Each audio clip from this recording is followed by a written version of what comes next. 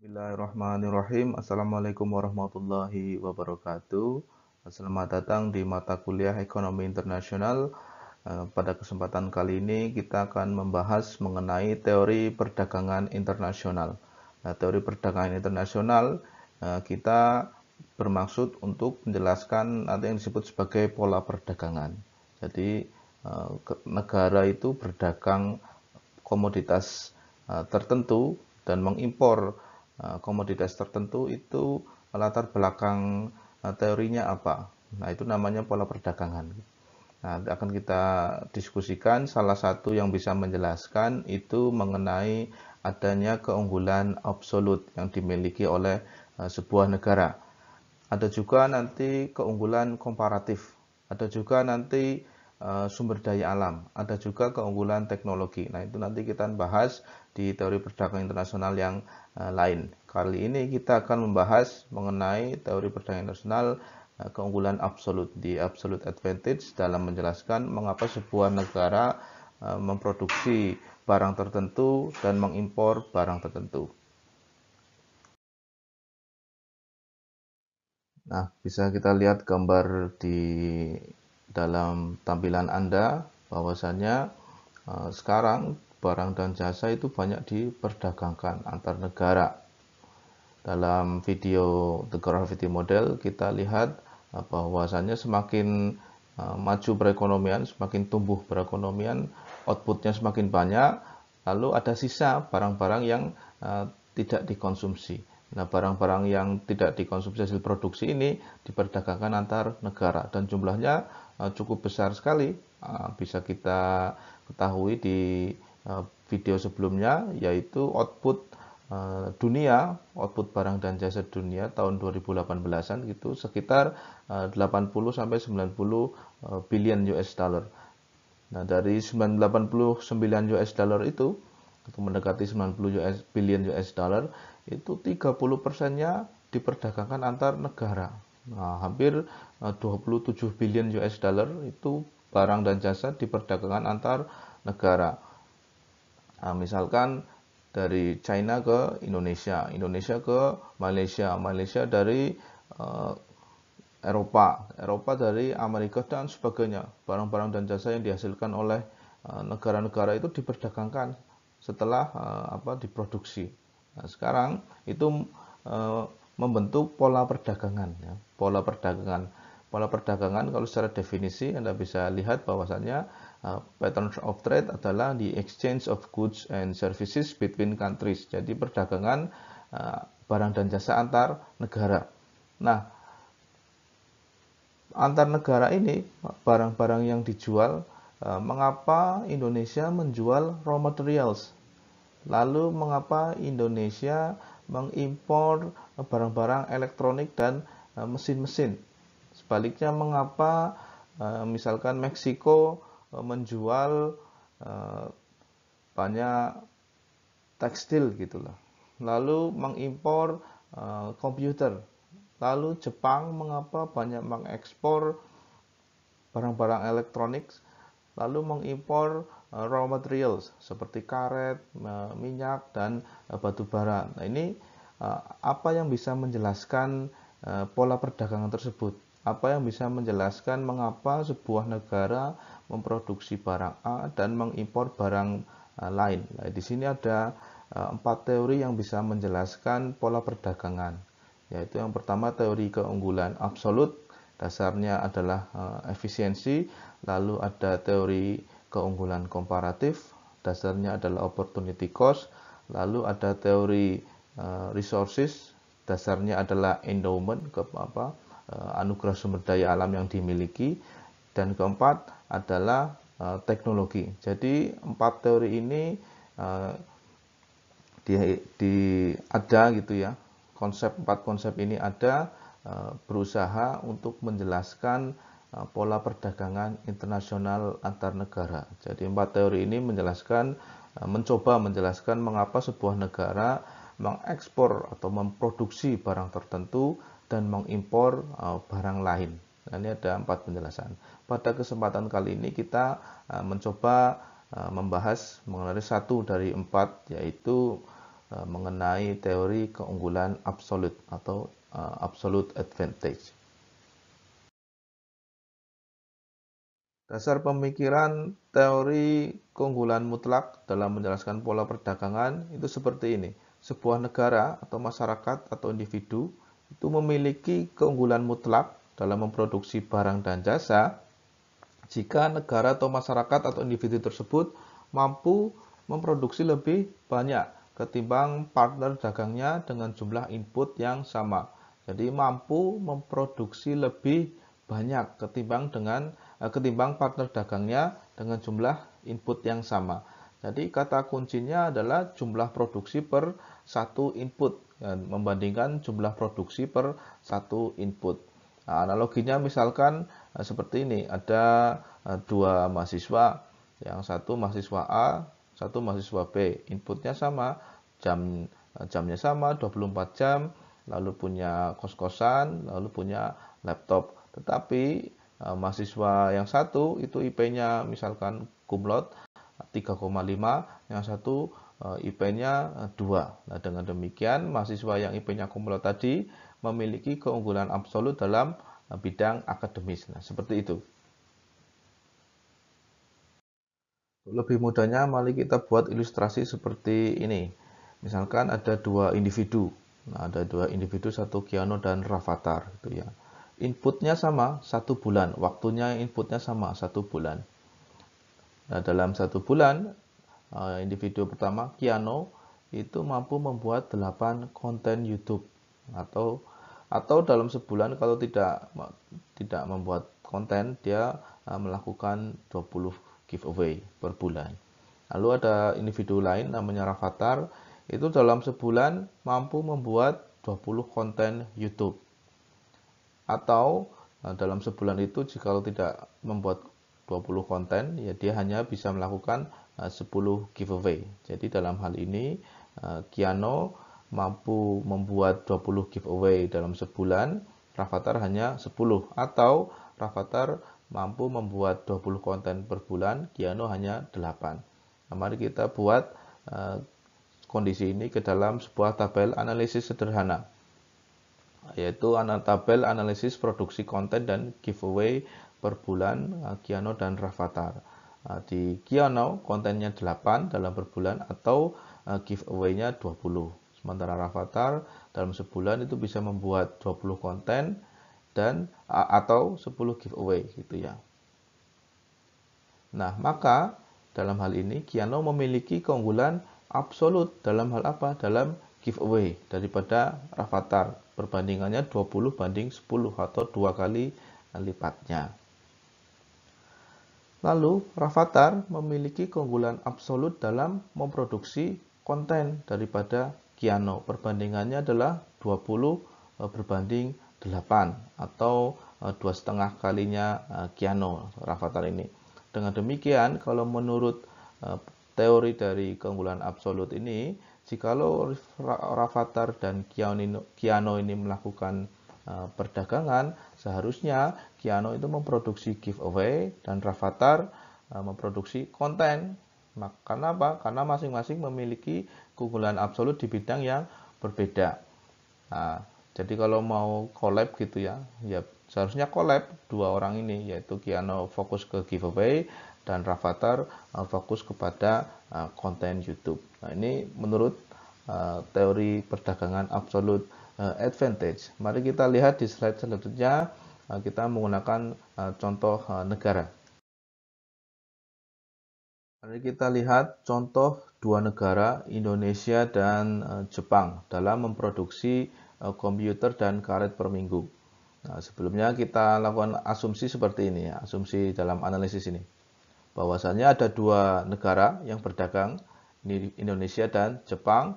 Lalu produksinya Indonesia dan Jepang kita asumsikan hanya mampu memproduksi dua jenis komoditas, yaitu komoditas yang pertama adalah komputer, komoditas kedua adalah karet.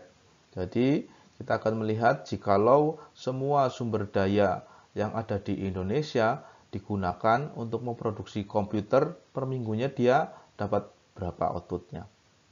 Lalu pun sama, jikalau semua sumber daya di Indonesia digunakan untuk memproduksi karet, per minggu dia dapat berapa ton. Di Jepang pun sama, jika semua sumber daya digunakan yang ada di Jepang, itu dapat memproduksi komputer berapa banyak. Lalu untuk memproduksi karet, jika semua sumber daya digunakan di Jepang, itu bisa memproduksi berapa ton karet.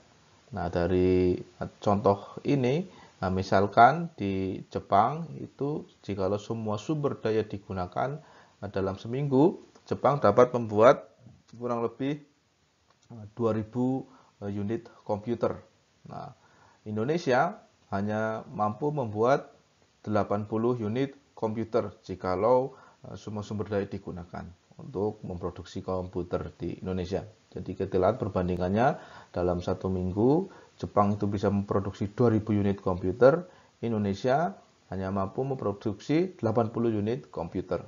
Atau jikalau semua sumber daya di Indonesia dan Jepang digunakan semuanya untuk memproduksi karet, itu dapat berapa sih gitu ya. Indonesia mampu memproduksi 200 ton per minggu karet. Jepang sementara itu hanya mampu memproduksi 10 ton saja per minggunya, 10 ton karet per minggunya. Dari sini kita dapat mengambil kesimpulan bahwasannya Indonesia ternyata memiliki keunggulan absolut dalam produksi karet daripada Jepang. Perbandingannya berapa? 200 ton dibandingkan dengan 10 ton. Atau Jepang memiliki keunggulan absolut dalam memproduksi komputer daripada Indonesia. Perbandingannya itu 2000 berbanding 80. 2000 unit berbandingkan 80 unit komputer di Indonesia. Dengan demikian, nah seharusnya tadi kalau kata teori keunggulan absolut, sebuah negara akan melakukan atau berproduksi jikalau dia memiliki keunggulan absolut dibandingkan dengan, atau sebuah negara memiliki keunggulan absolut dalam memproduksi barang jikalau dia memiliki atau bisa menghasilkan output lebih banyak daripada partner dagangnya dengan jumlah input yang sama. Dalam hal ini seharusnya Indonesia fokus memproduksi karet, Jepang fokus memproduksi komputer. Lalu Indonesia mengekspor karet ke Jepang dan Indonesia mengimpor komputer dari Jepang. Sama juga Jepang memproduksi komputer lalu mengekspornya ke Indonesia dan Jepang mengimpor karet dari Indonesia. Jadi sumber daya yang digunakan itu fokus kepada satu komoditas yang memiliki keunggulan absolut. Jikalau kita buat ke dalam grafik sederhana akan berbentuk seperti ini kurang lebihnya. Jadi tabel tadi kita buat bentuk grafik, sumbu vertikalnya produksi karet selama satu minggu, sumbu horizontalnya produksi karet selama produksi komputer selama satu minggu untuk Indonesia. Jikalau semua sumber daya digunakan di Indonesia untuk memproduksi karet saja selama satu minggu bisa memproduksi 200 ton karet dan 0 komputer itu ya. Lalu jikalau semua sumber daya digunakan untuk produksi komputer saja di Indonesia selama satu minggu itu hanya memproduksi 80 komputer dan 0 karet. Nah, jadi pada titik ini jikalau produksi karet saja itu 200 dan jika mau produksi komputer saja itu 80 kalau di Indonesia. Kalau di Jepang untuk memproduksi semua sumber daya digunakan untuk memproduksi komputer saja itu dalam satu minggu bisa menghasilkan 2000 unit komputer. Tetapi kalau selama satu minggu semua sumber daya di Jepang untuk hanya memproduksi karet saja hanya bisa menghasilkan 10 ton karet. Nah, ini ilustrasi sederhananya dalam bentuk grafis seperti ini. Analisisnya seperti ini. Misalkan dari satu minggu itu, kalau tadi di contoh sebelumnya, semua sumber daya selama satu minggu dibuat untuk entah itu produksi karet atau produksi komputer. Nah, sekarang selama 1 minggu dibagi setengah minggu untuk produksi komputer, setengah minggu untuk produksi karet. Di Indonesia, jikalau semua sumber daya selama setengah minggu digunakan untuk produksi karet, akan mendapatkan kurang lebih 100-nya atau separuhnya, 100 ton karet, dan komputernya juga separuhnya, 40 komputer. Jadi jikalau semua sumber daya di Indonesia dibagi dua, setengah minggu produksi karet, yaitu setengah minggu untuk memproduksi komputer, maka hanya menghasilkan 100 ton karet dan 40 komputer, misalkan seperti itu. Ya, di Jepang juga sama. Jikalau semua sumber daya itu waktunya dibagi dua, itu setengah minggu untuk produksi karet dan setengah minggu untuk produksi komputer, maka Jepang akan memperoleh atau menghasilkan komoditas 5 ton karet dan 1000 komputer. Mari kita lihat dalam bentuk tabel, nanti kita analisis bagaimana jikalau kedua negara ini berdagang, apakah menguntungkan kedua belah pihak. Ketika tadi bahwasanya Indonesia itu memiliki keunggulan absolut dalam memproduksi karet dan Jepang itu memiliki keunggulan absolut dalam memproduksi komputer, dan jikalau mereka melakukan spesialisasi produksi, kita istilahkan seperti itu ya, melakukan spesialisasi produksi, Indonesia dalam produksi karet, Jepang melakukan spesialisasi dalam produksi komputer, lalu mereka berdagang, apakah memberikan atau apakah mendapatkan manfaat dari perdagangan tersebut, atau apakah memperoleh gain from trade. Ini adalah tabel ketika Indonesia maupun Jepang, kedua negara sama-sama memproduksi komoditas komputer dan karet. Jadi tadi dalam bentuk grafis, kita ubah ke dalam bentuk tabel kembali agar lebih mudah menganalisisnya. Misal seperti ini ya. Tadi di dalam grafis sudah dilihat bahwasannya kalau Indonesia dalam 1 minggu memproduksi komputer dan karet, maka hanya menghasilkan 40 unit komputer dan 100 karet. Kalau Jepang dalam 1 minggu memproduksi komputer dan karet, hanya menghasilkan 1000 unit komputer dan 5 karet. Jikalau kita totalkan di dunia ini, misalkan hanya produsen komputer dan karet hanya Indonesia dan Jepang, total komoditas yang tersedia itu 1040 untuk komputer dan 105 karet gitu ya. Nah, berdasarkan teori keunggulan absolut, bahwasanya sebuah negara itu seharusnya berdagang pada komoditas yang memang dia efisien dalam memproduksinya. Indonesia efisien dalam memproduksi karet, Jepang efisien dalam memproduksi komputer. Oleh sebab itu, Indonesia seharusnya melakukan spesialisasi dalam produksi karet, dan Jepang seharusnya melakukan spesialisasi dalam produksi komputer. Dan bagaimana memenuhi kebutuhan 40 komputer di Indonesia dan 5 ton karet di Jepang? Ya, mereka harus saling melakukan pertukaran atau perdagangan. Nah, ini adalah dasar teori dari konsep absolute advantage. Jadi sebuah negara itu seharusnya berdagang di komoditas yang mereka memang efisien dalam memproduksinya. Jadi mereka harus melakukan spesialisasi produksi sehingga outputnya maksimal, lalu dari output yang dihasilkan itu dia menukarkan kebutuhan atau barang lain yang tidak diproduksinya. Dalam hal ini Indonesia melakukan spesialisasi selama 1 minggu memproduksi karet, yang dihasilkan adalah 200 ton. Lalu Jepang spesialisasi memproduksi komputer, yang dihasilkan adalah 2000 unit. Lalu bagaimana memenuhi kebutuhan 40 unit komputer dan 5 karet di Indonesia dan Jepang?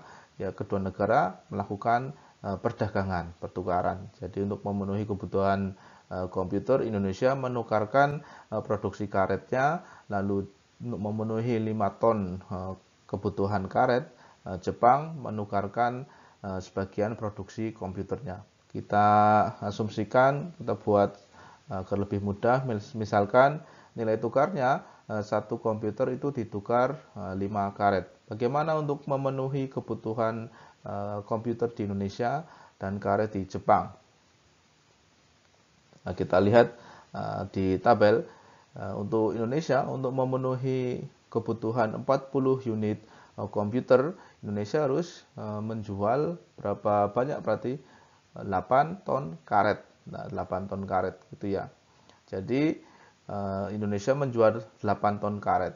Lalu di Jepang untuk memenuhi kebutuhan 5 ton karet harus menjual berapa komputer? Jepang harus menjual 1 komputer ke Indonesia. Nah, dengan demikian kalau kita lihat ketersediaan karet di Indonesia jadi berapa?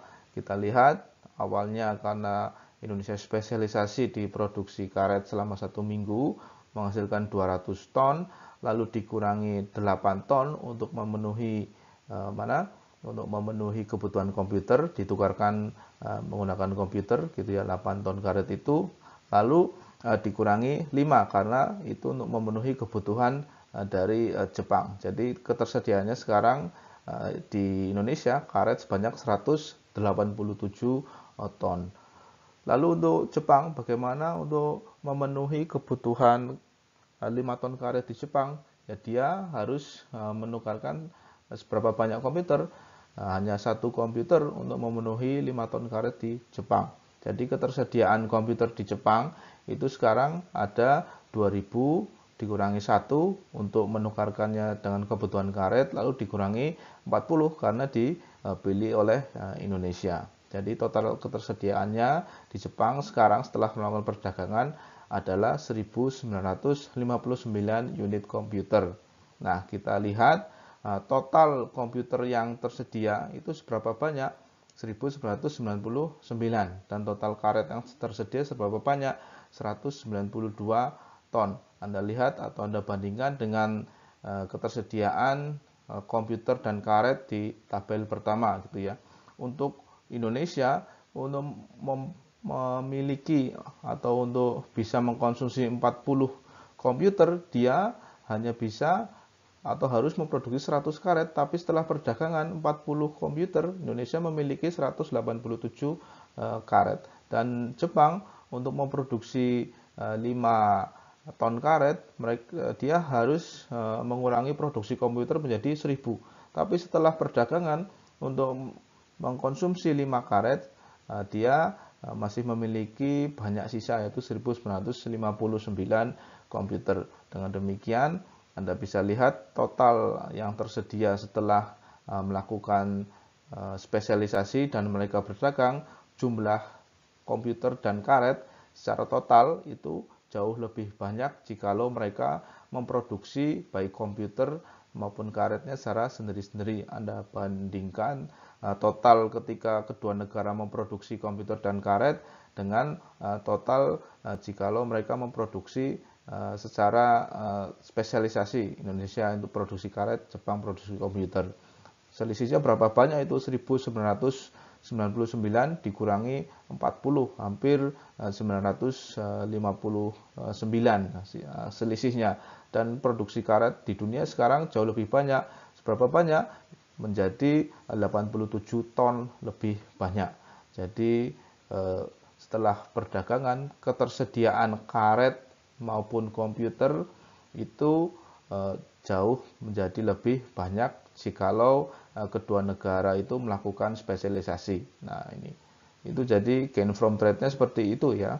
Jadi ketika mereka melakukan spesialisasi produksi, Indonesia karet, Jepang komputer, membuat ketersediaan barang dan jasa menjadi jauh lebih banyak. Nah, dampaknya apa kalau dari sisi perekonomian? Tentu menyerap banyak tenaga kerja, menyerap sumber daya yang produktif dan sebagainya. Tadilah yang dimaksud dengan teori keunggulan absolut, bahwasannya kalau boleh saya rangkum sedikit, sebuah negara itu akan memproduksi dan mengekspor barang yang mampu dihasilkan lebih banyak ketimbang partner dagangnya. Jadi sebuah negara itu akan memproduksi dan mengekspor barang yang mampu dihasilkan lebih banyak atau paling efisien. Jadi sebuah negara itu akan melakukan spesialisasi produksi dan mengekspor barang yang dia spesialisasi itu ketimbang partner dagangnya, dan membeli barang yang tidak mampu dihasilkan lebih banyak daripada partner dagangnya. Jadi kita lihat kalau bahasa Jawanya sawang sinawang gitu ya. Kamu mampu hebat dalam produksi apa, saya hebat dalam produksi apa, mari kita melakukan spesialisasi. Silakan kamu produksi spesialisasi keahlian yang kamu bisa, saya melakukan spesialisasi bidang di bidang yang saya bisa. Lalu bagaimana saya memenuhi kebutuhan yang tidak saya bisa, ya saya minta dari kamu atau saya jual dari kamu pun sama, kamu beli dari saya atas komoditas-komoditas yang tidak bisa kamu produksi. Dengan demikian ide dari atau konsep pemikiran teori keunggulan absolut dalam pola perdagangan, jadi memutuskan barang apa yang diekspor atau diimpor itu berdasarkan kemampuan untuk menghasilkan barang tersebut dibandingkan dengan negara lain. Itu inti dari pemikiran teori absolute advantage atau keunggulan absolut. Namun demikian, sebuah teori juga ada kelemahannya gitu ya. Mari kita lihat contoh sebagai berikut di tabel ini. Ini kita asumsikan ada dua negara, Indonesia dan Ghana. Pun sama, produksinya homogen, komputer yang dihasilkan Indonesia dan dihasilkan Ghana, outputnya kita anggap sama kualitasnya. Lalu karetnya pun juga sama. Nah, sumber dayanya jikalau digunakan selama 1 minggu di Indonesia untuk memproduksi komputer saja, Indonesia mampu memproduksi 80 unit. Atau jikalau 1 minggu digunakan untuk memproduksi karet saja di Indonesia, mampu menghasilkan 200 ton karet per minggunya. Sementara di Ghana, jikalau semua sumber daya di Ghana itu digunakan untuk memproduksi komputer saja, hanya menghasilkan 20 unit komputer. Sementara itu, kalau semua sumber daya di Ghana untuk digunakan untuk memproduksi karet saja, hanya menghasilkan 5 ton karet. Nah, ini maka Indonesia tidak hanya memiliki keunggulan absolut dalam produksi karet, tetapi di dua komoditas, baik komputer maupun karet. Lah, ini teori keunggulan absolut ini tidak bisa memberikan keputusan bahwasannya lalu kemana ini orang Indonesia dan Indonesia itu lebih unggul daripada Ghana dalam memproduksi kedua komoditas itu. Berarti kalau kata teori absolute advantage bahwasanya sebuah negara harus memproduksi di mana dia memiliki keunggulan absolut. Nah, ini Indonesia memiliki keunggulan absolut di dua komoditas. Lalu apa kesimpulannya? Kalau menurut teori absolute advantage itu kedua negara ini tidak akan berdagang. Karena buat apa? Karena Indonesia sudah unggul di produksi kedua komoditas. Nah, ini absolute advantage tidak mampu menjelaskan kondisi ketika kedua negara atau salah satu negara unggul dalam produksi barang dan jasa, atau ketika sebuah negara itu memiliki keunggulan absolut di semua bidang. Nah, ini seringkali terjadi gitu ya. Dengan demikian, kalau sebuah negara itu memiliki keunggulan absolut di semua bidang, ya tidak usah berdagang dong dengan negara lain.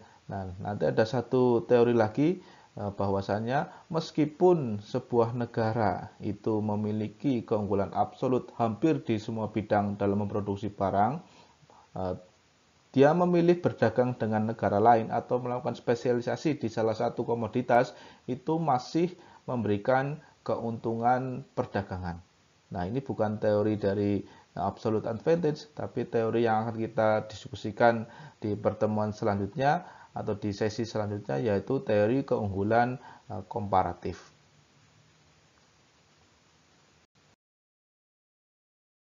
Saya rasa itu pembahasan atau diskusi kita mengenai teori keunggulan absolut atau absolute advantage dalam menjelaskan pola perdagangan antar negara. Di sesi selanjutnya kita akan membahas teori perdagangan internasional yang lain, yaitu teori keunggulan komparatif. Semoga bisa dipahami dan bermanfaat. Wassalamualaikum warahmatullahi wabarakatuh.